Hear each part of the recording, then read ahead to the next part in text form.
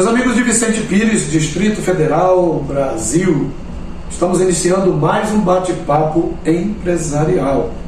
Hoje com um conteúdo bem diferente. Vamos falar de gastronomia em Brasília. Como o nosso programa é de variedades, hoje você vai ter a chance de saber um pouco mais sobre isso. Trouxemos aqui dois convidados que com certeza trarão dicas importantes de onde comer bem, comer barato, comer melhor. Também novidades. Estou aqui com a Daniele Pimenta e o Rodrigo Pimenta, que tem um perfil no Instagram, Onde Comer Brasília. É um perfil com mais de 230 mil seguidores e que tem mais ou menos 6 anos de existência. É um perfil com especialidade em dicas de gastronomia na nossa cidade. Daniele, boa noite. Boa noite. Obrigado por ter aceito o nosso convite. Isso, gratidão. Muito bem, vamos começar respondendo uma pergunta bem prática. O que se come em Brasília? Se come de tudo. Felizmente o brasiliense, a cada dia que passa, está com o seu paladar mais ousado, também um pouquinho mais apurado. Então a gente divulgando de cachorro quente a caviar sempre tem demanda. Então a gente vê que para todos os tipos de restaurante vai ter um nicho ali específico para poder consumir aquele tipo de comida. Hoje em dia está tudo muito difundido. Nossa cidade é miscigênica, tem desde o nordestino ao sulista, né? E mais especificamente falando numa linguagem bastante direcionada, temos do baiano ao mineiro, ou seja, são expressões, né, diferentes de gastronomia. Como é que você observa isso, considerando as dicas que você faz no seu perfil?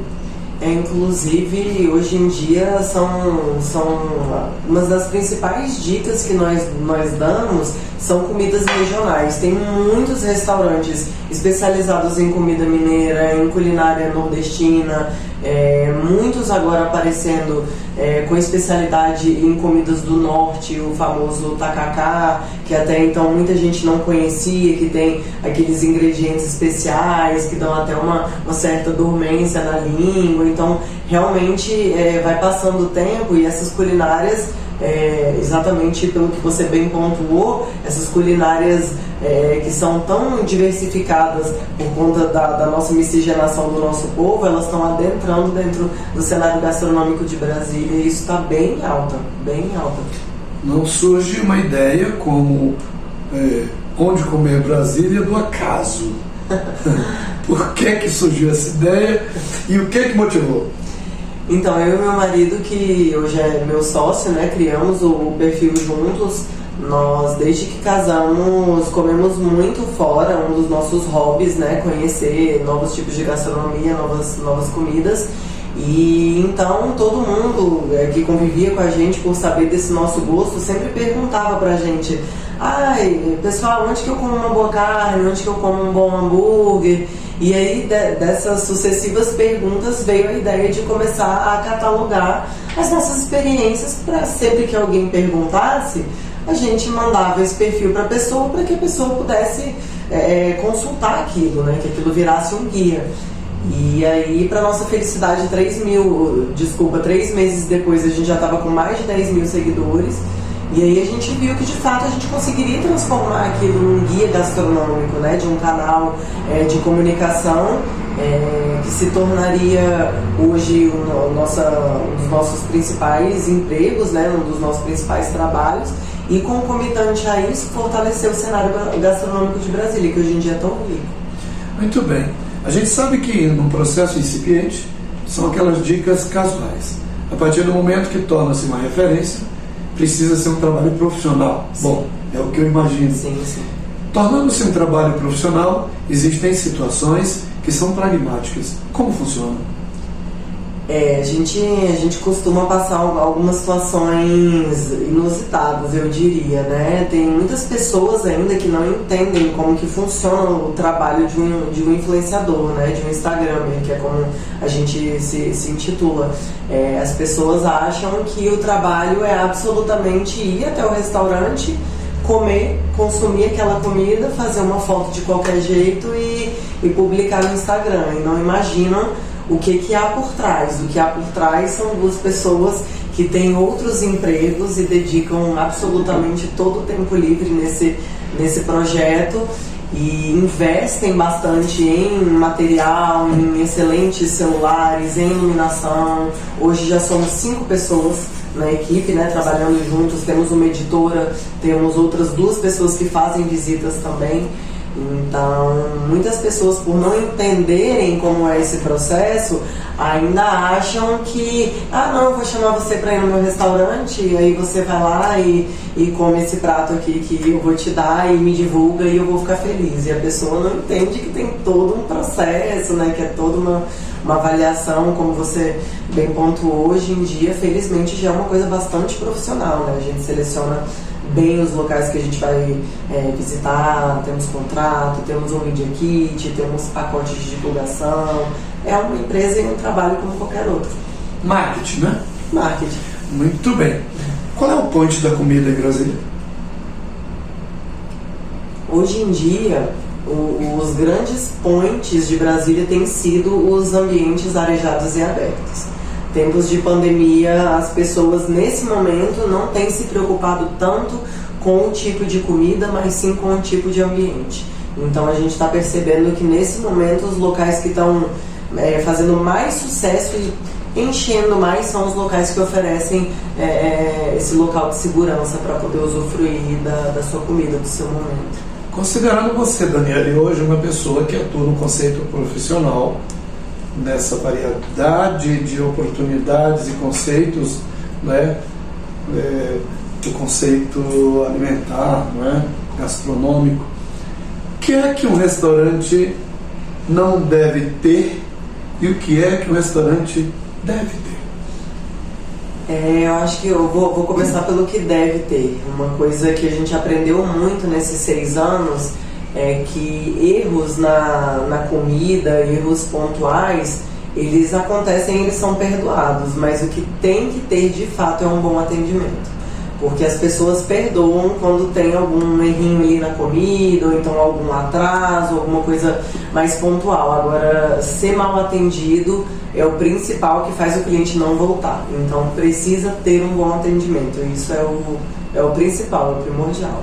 Então, as pessoas aceitam uma variância num prato que de repente idealizado de uma forma ou de outra, né? Aí você está levando a gente para o conceito do atendimento, que é uma das expressões mais importantes do relacionamento da empresa com o seu cliente.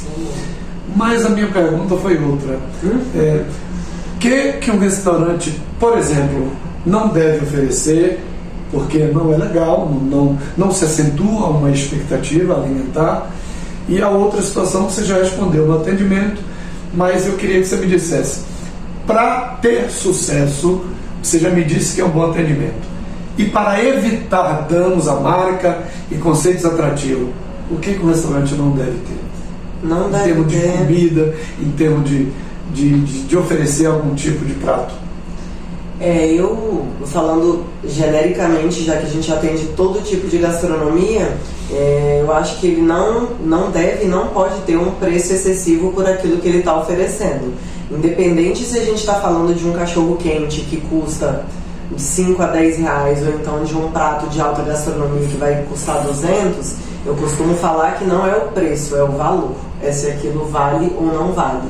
Então, hoje em dia, um preço abusivo, abusivo no sentido de não valer aquilo que está sendo oferecido, seja barato ou seja caro. O restaurante não pode ter. O conceito do marketing diz que tudo começa nos olhos. Uma atração por um produto que você quer comprar, uma atração sentimental por alguém que a gente quer namorar. Comida.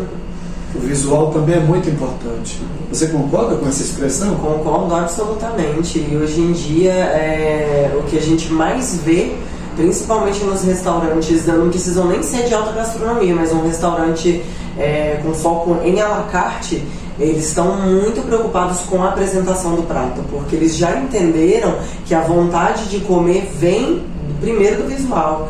Quando o garçom chega com aquele prato bonito, montado, vistoso, aquilo já faz parte da experiência. Então, hoje em dia a gente vê demais os chefes se preocupando sim em colocar uma florzinha, em montar de repente um camarão em cima do risoto, alguma coisa mais pomposa, não simplesmente pegar aquela comida, jogar no prato e servir de qualquer jeito, porque isso prejudica muito a experiência. E para quem está nos acompanhando nesse momento na entrevista, que dica você daria para quem hoje, por exemplo, quer comer uma boa refeição cujo prato principal seja carne vermelha? Ainda é o Outback ou temos outras opções do mesmo nível? O Outback tem excelentes opções, são nossos parceiros, a gente divulga bastante eles, mas tem alguns restaurantes de carne vermelha que também são excelentes. Muitos restaurantes de parrilla, no momento eu lembro do Toro. O Toro é excelente em termos de parrilla, fica na Asa Sul, não vou lembrar a quadra ao certo, mas fica na Asa Sul. Tem um outro restaurante também muito bacana que a gente visitou recentemente que se chama Vikings. Ele fica ali no Parque Sul, entre o Parque Shopping e os condomínios do Living. Tem uma temática medieval, as parrillas, as carnes de parrilla são servidas na tábua, com um machadinho, uma coisa bem temática mesmo, que volta naquilo que a gente falou da questão da apresentação, né, do visual. As pessoas já ficam curiosas, né, que vem aquela machadinha para cortar a sua carne. Então são dois restaurantes que no momento estão valendo muito a pena visitar. Uma boa massa onde a gente come? Uma boa massa, não dá para falar de uma boa massa sem falar de Vila Tevere. Vila Tevere também na Asa Sul, é um local maravilhoso, um ambiente requintado, com um preço justo. E outro local também que abriu recentemente, que também já é um dos nossos favoritos, fica na 412 Norte, isso eu lembro da quadra porque a gente esteve lá recentemente, se chama Italianissimo, do chefe Marcelo Lopes. É um chefe bastante renomado na cidade, ele inclusive já cozinhou para a presidência, ele foi muitos anos chefe de cozinha da Dilma, do Temer, e aí depois saiu para empreender, e ele tem esse restaurante italiano, né, que se chama Italianissimo, que é assim, maravilhoso. Os vegetarianos também têm boas opções? Tem, muitas boas opções, inclusive, fazer um merchan para o meu canal, a gente tem no Instagram um mecanismo de busca que é muito elogiado, que eu acho muito legal, para pessoas que têm algum tipo de restrição. Então, os vegetarianos, por exemplo, se eles digitarem no mecanismo de busca do Instagram, hashtag, que é o joguinho da velha, OCB, de Onde Comer Brasília, vegetariano, hashtag OCB vegetariano, vai aparecer todos os locais que tem comida vegetariana que a gente já visitou. Isso é muito legal, porque às vezes a pessoa entra lá e vê muito frango, vê muita carne, né, e não come aquilo, então ela querendo filtrar esses restaurantes vegetarianos, esse mecanismo de busca se tornou muito legal. Mas voltando à sua pergunta, um restaurante com cozinha vegetariana, deixa eu tentar lembrar. É importante ser falado, a grande maioria dos estabelecimentos que a gente visita já entenderam a importância da cozinha inclusiva, então a grande maioria já oferece pratos vegetarianos, sem glúten, enfim, com toda a variedade de comidas para quem tem algum tipo de restrição. Agora eu lembrei do Bio Smart Food. Ele é um restaurante na Asa Norte, que ele tem, não é só vegetariano, mas ele trabalha só com coisas orgânicas, naturais, tudo é sem glúten, tudo é sem açúcar, sem lactose, então é uma comida com muito sabor, muito saudável, mas sem esquecer também do visual e do principal, que é o gosto da comida, que é maravilhoso. Bom, para você que está nos acompanhando, no início do programa eu falei que nós tínhamos dois convidados, a Daniele Pimenta e o seu digníssimo esposo, né, Rodrigo Pimenta. Eu quero te agradecer. Muito obrigada, eu que agradeço. Nós vamos dar sequência na nossa entrevista com o Rodrigo Pimenta. Só um minutinho. Para você que ainda não é inscrito no nosso canal, inscreva-se já, com certeza aqui tem algum conteúdo importante para a sua vida pessoal e profissional. E se você já é inscrito, deixe o seu like, ative o sino das notificações para estar sempre atento no que a gente divulga e também para que possamos ter a sua opinião sobre o nosso conteúdo. A gente volta já já com o Rodrigo Pimenta dando sequência nessa entrevista.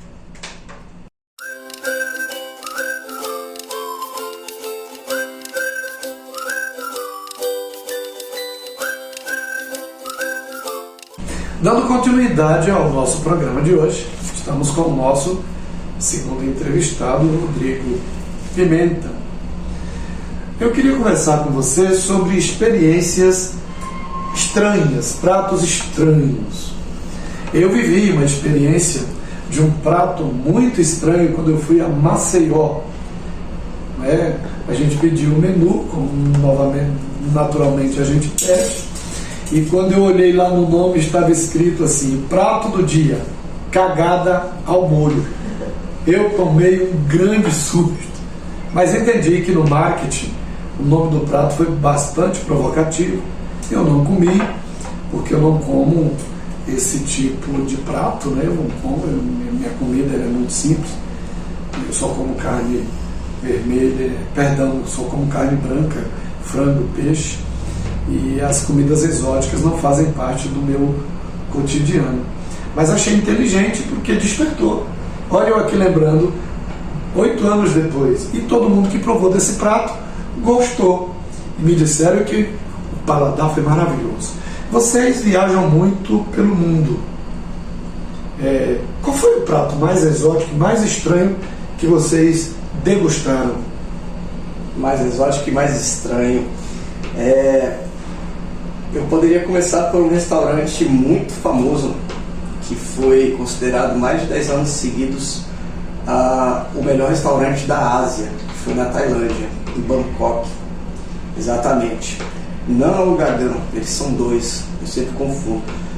O ponto é que esse restaurante ele trabalha com um modelo de passeio. Então assim, são vários pratos dos chefes e ele tem a questão das estrelas Michelin no máximo. Então ele é um restaurante de 3 estrelas Michelin. Isso significa que é o ápice da gastronomia, mas também que se paga pelo ápice da gastronomia. Então foi um investimento de viagem de vida que nós fizemos, né? E foi, sem dúvidas, uma das piores experiências gastronômicas da nossa vida. Que prato foi esse? Foram vários. A gente comeu desde água viva. Mas é porque a culinária deles é muito diferente. Então nós não consumimos nenhum tipo de proteína, assim. O que tinham eram ovas e coisas similares. Mas no final das contas aconteceu uma coisa muito interessante, que os pratos eram sim fantásticos, o sabor, mas pra gente não encaixava, tinha uns temperos que eram muito difíceis. E aconteceu uma curiosidade que eu gosto de conversar com todos os chefes que eu tenho oportunidade mesmo. Veio um cabelo no meu prato.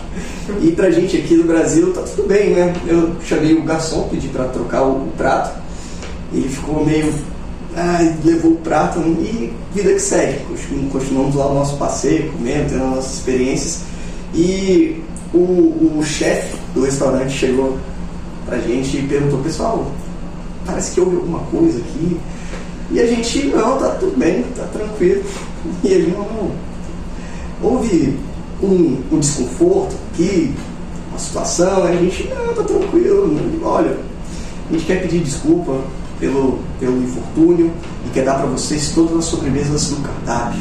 E a gente olhou e pensou: tá bom. A Dani adora sobremesa, eu gosto mais do salgado, mas vou em tudo. O que tinha de sobremesa? A sobremesa mais incrível que eles tinham era um arroz doce empapado com leite, com uma manga em cima do prato. E o cheiro da manga. Tailândia? Sabem, o restaurante, o melhor restaurante da Tailândia. Bangkok? Então, o cheiro da manga, sabe quando tá no final da época de manga, que a gente vai embaixo do pé de manga assim, tem aquele cheiro das mangas que já passaram faz tempo, assim? Em fase de putrefação. Era o que lembrava, né? Eu não tinha esse aspecto, Nossa Senhora! mas para uma questão cultural é uma história curiosa, né? Porque para eles é a melhor sobremesa que um lugar desses tinha e onde as pessoas com maior poder aquisitivo pagam caro por esse tipo de comida. Então, fica aí uma reflexão. Eu ia agradecer essa oferta, ia dizer muito obrigado, fica para a próxima. Você falou de uma experiência negativa, agora me fale de uma experiência positiva, onde você comeu bem, dentro do conceito do paladar de nós aqui, brasileiros. Todos os lugares do Brasil, porque a nossa cozinha ela é muito afetiva, a gente costuma brasileirar tudo e tem gente que não gosta desse tipo de coisa. Comida japonesa, por exemplo, a brasileirada é complicado. Quando a gente come fora ela pura, ela tem um tom de clássico, mas a gente ainda sente saudade da coisa brasileira. Na Itália, a gente passou fiz uma viagem grande pela Itália e todos os lugares que eu ia, eu pedia para provar o carbonara do local, porque eu gosto muito do carbonara e queria provar o carbonara clássico, né, que é um prato muito simples e que tem aquele toque especial que faz a diferença para cada um. E foi muito legal, assim. E uau, nunca consegui encontrar um carbonara legal do jeito que eu gosto, como no Brasil. Talvez tenham sido melhores, muito melhores. E onde foi esse carbonara no Brasil que você gostou? Então, o carbonara do Brasil que mais me marcou foi no Villa Tevere, com certeza. Villa Tevere, na gestão do chefe Flávio, que era o antigo dono. O do novo chefe, que tem uma referência fantástica, eu ainda não tive a oportunidade de provar.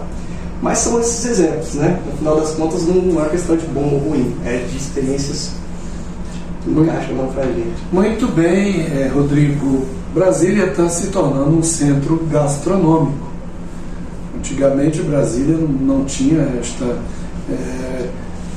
experiência assim, tão abrangente de se comer bem, e até complicado uma cidade composta por todo que é tipo de pessoas vindo de todos os cantos do país. Mas Brasília está se tornando uma boa referência. O que você poderia nos falar sobre isso, dos chefes, desse conceito e dessa variedade positiva que se tem em Brasília? A gente conseguiu reverter uma desvantagem que a gente tinha, transformando em vantagem, que é a questão cultural muito recente. Nós somos uma cidade muito nova, cerca de 70 anos, arredondando, de gente vindo de todos os lugares do país, nós mal temos sotaque. Então a nossa culinária, a nossa gastronomia atinge um nível de riqueza fantástico.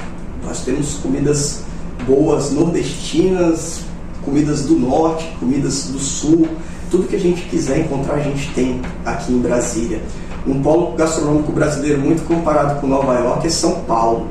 E hoje em dia a gente tem um acesso muito grande à qualidade gastronômica de São Paulo a um preço acessível aqui, porque os chefs que chegaram na cidade conseguiram se especializar e transmitir toda essa qualidade para a gente.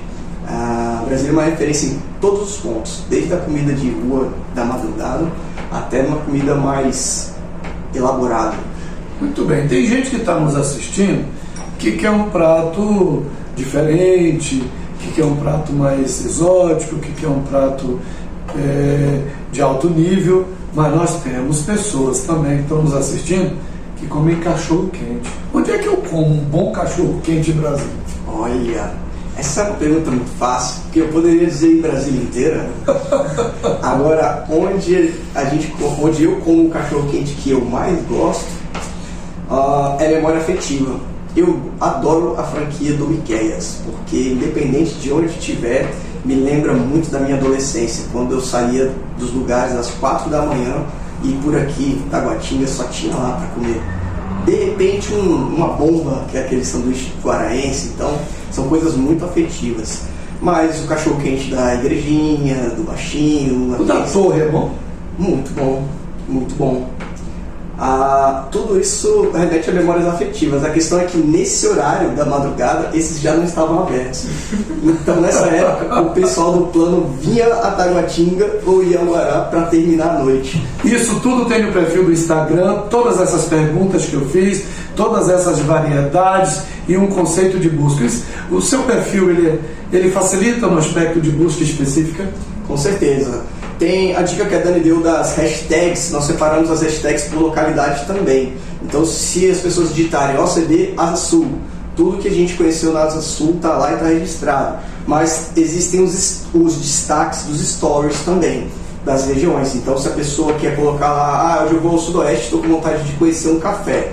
Nós já fomos a uns 6 cafés do Sudoeste. Então, a pessoa vai lá e já vê tudo que a gente fez. O destaque do story é mais fácil, porque a dinâmica é mais rápida.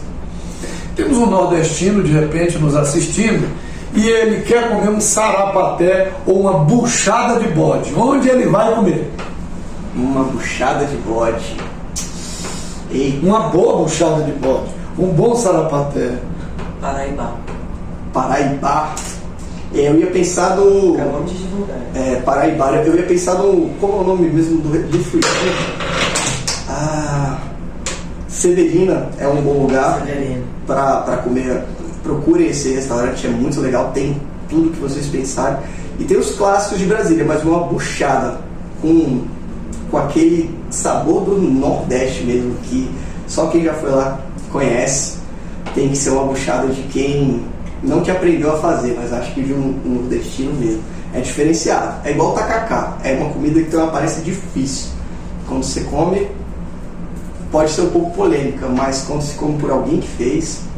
Bom, você falou do tacacá, que é bem direcionado, faz parte da gastronomia baiana. Eu queria ver se a gente direciona. Onde é que eu como uma comida baiana em alto nível? Eita! Comida baiana sempre é alto nível. 2 lugares que eu vou lembrar aqui são o Manzoá e o Quimuqueca. Quem quiser uma vista beira-lago, o Manzoá também oferece essa opção. E quem não conhece, vai arriscar, que a comida baiana é demais. Também, quem gosta de pimenta, está encontrando um lugar que dá para surfar em várias pimentinhas diferentes. É isso. Muito bem. Comida boa e barata? Comida boa e barata. A gente está vivendo em 2020, hein, gente? 21, na verdade. Então, depois da pandemia, está tudo muito caro. Essa pergunta, eu vou dizer para vocês que... não sei responder isso. Deixa eu pensar. Comida boa e barata. O que você acha? Tá tudo caro. Eu tô até olhando. Cachorro quente, R$15, pô. Muito bem. A gente falou de pratos de hora de almoço, de pratos de hora de jantar, ou de pratos quando a gente sai de uma festa, que é a história do cachorro quente. Você está saindo, uma comidinha antes de dormir. Um bom café da manhã. E aí, produtos com o contexto do milho, como por exemplo um mocuzá, um mingau de milho, um bolo de milho. Gente que gosta de tomar café com produtos advindos do milho, onde você indica para essa pessoa tomar um café nesse perfil. Talvez um bom cuscuz também? Sim, um bom cuscuz também. Gente, isso também é muito fácil aqui em Brasília. Temos cafés mais clássicos, como o Ernesto Café, o Kitnet. Temos cafés mais elaborados e fantásticos, como o Queen's Place, a Unidade do Lago. Então é lindíssimo e tem tudo isso. Bolo de milho, que vocês quiserem. E tem cafés com uma pegada mais de dentro de casa, como o Bugu, que é aqui em Taguatinga. Então, produtos de milho, eles são bem tranquilos, bem explorados por aqui. E se vocês quiserem mais, vão lá no Onde Comer e coloquem lá Onde Comer Café, que vocês vão ver um montão de coisa, gente. É sério, são centenas, assim, pra gente falando. Muito bem, para encerrar a nossa entrevista, já agradecer a Daniel. A gratidão é nossa. Estou agradecendo a você para encerrar a nossa entrevista. O que é importante para uma pessoa que está buscando novas opções? Eu, por exemplo, sou muito restrito. Eu tenho dificuldades, por exemplo, de inovar em termos de comida. Minha comida é muito básica, é aquela comida com prato colorido. Muito legume, muita verdura, pouco arroz e pouca carne. Aquele prato colorido que se chama. Mas o que é que o brasiliense deve fazer, os cuidados que ele deve tomar quando ele quiser diversificar? Qual é a dica que você dá? Essa diversificação ela está cada vez mais acessível, porque existem fases da vida hoje em dia que a gente quer comer mais fit, que não é uma questão de opção, no seu caso é uma opção de vida, né? Às vezes a pessoa, às vezes é uma opção por necessidade, né? Ela tem algum tipo de restrição. Então, desde as feiras orgânicas, as feirinhas aqui, até lugares que fazem marmitinhas fit, são um risco. Essas coisas a gente foge da zona de conforto. E a minha orientação para vocês é que se arrisquem no máximo que vocês puderem, porque as casas investem em momentos, por exemplo, a gente vai a uma churrascaria e existe um menu para vegetarianos na churrascaria, que o plano deles é o quê? Que quando as pessoas saírem para comer, não restringe as pessoas que também comem com uma certa, seria errado dizer qualidade, como é o seu caso, assim, mas com um certo objetivo, né? Então também tem comidas para quem quer desse jeito, comer desse jeito. É estranho falar numa casa de carne no menu vegano por uma questão de conceito dos veganos, mas eles também ousam fazer isso. Então a minha dica de ousadia é essa: pode ir tranquilo em qualquer lugar. Hoje na internet a gente tem acesso a todos os menus de casas, dá uma olhadinha e vocês vão comer a mesma comida desse jeito, mas com tempero daquele chefe.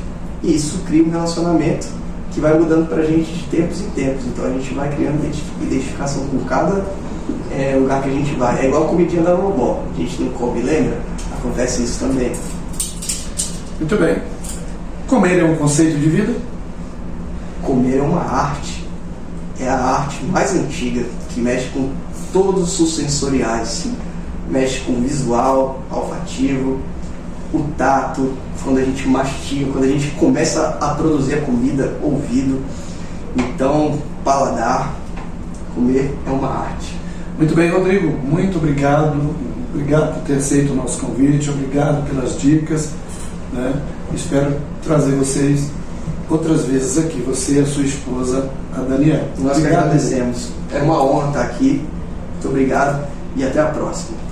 Se você quer um pouco mais de informações sobre tudo que nós falamos, até porque no nosso bate-papo aqui é um bate-papo muito rápido, são 30 minutos apenas, mas você vai visitar o perfil Onde Comer Brasília, que você terá dicas assim bastante variadas sobre onde comer bem, desde o cachorro quente até o caviar. Aí estamos falando de comida, preço bom e boa alimentação. O bate-papo empresarial de hoje termina por aqui.